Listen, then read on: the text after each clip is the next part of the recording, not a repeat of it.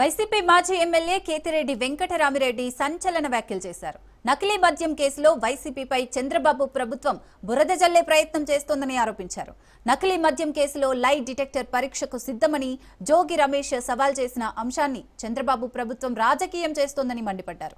జనార్దన్ రావు కల్తీ లిక్కర్ కేసుతో తనకు సంబంధం లేదని చందమామ కథలు చెప్తున్నారని విమర్శించారు. వైసీపీ నేతలు చెప్పారని జనార్దన్ రావు ఇంత పెద్ద ఎత్తున నకిలీ మద్యం తయారు చేస్తారా అని ప్రశ్నించారు. ఈ కేసును సిబిఐకి అప్పగించాలని ఆయన డిమాండ్ చేశారు. అనే అతను సౌత్ ఆఫ్రికా నుంచి ఒక వీడియో రిలీజ్ చేయడం జరిగింది. ఆ వీడియోలో మనం బాగా చూసాము అంటే నాకు ఇది సంబంధం లేదు, నాకు ఆరోగ్యం బాగాలేకుండా ఇక్కడికి వచ్చాను అని చెప్పిన అతను ఎంత ధైర్యంగా ఒకవేళ ఇక్కడ కేసెస్ ఉన్నాయని విత్ ఇన్ 2 days ఎంత హుందాగా ఎయిర్పోర్ట్ నుంచి బయటకు వచ్చినాడో మనం చూస్తున్నాం. ఎయిర్పోర్ట్ నుంచి బయటకు వచ్చినారు. అతనికున్న రిమాండ్ రిపోర్ట్ లో కూడా ఆయన్ని తీసుకొని వచ్చినాము. ఈ విధంగా 12 ఎవరో కొద్దిమంది మీడియేటర్ సహాయంతో, ఎవరా మీడియేటర్లు, ఎవరేం మీడియేట్ చేసినారో వాళ్ళు తెలియదు. వాళ్ళు ఏం మీడియేట్ తీసుకొని వచ్చి ఇతనికి ఇది చేసినారు.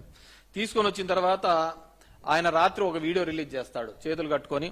పక్కన ఎవరో అతనికంతా నేర్పిస్తున్నట్టుగా, ట్యూటరింగ్ చేస్తున్నట్టుగా, అంతే కదా సార్, ఇదే కదా సార్, చెప్తున్నాం కదా సార్, ఈ విధంగా చేశారు. జోగి రమేష్ ఇతను 2.5 సంవత్సరాలుగా మేము వ్యాపారంలో ఉన్నామంట.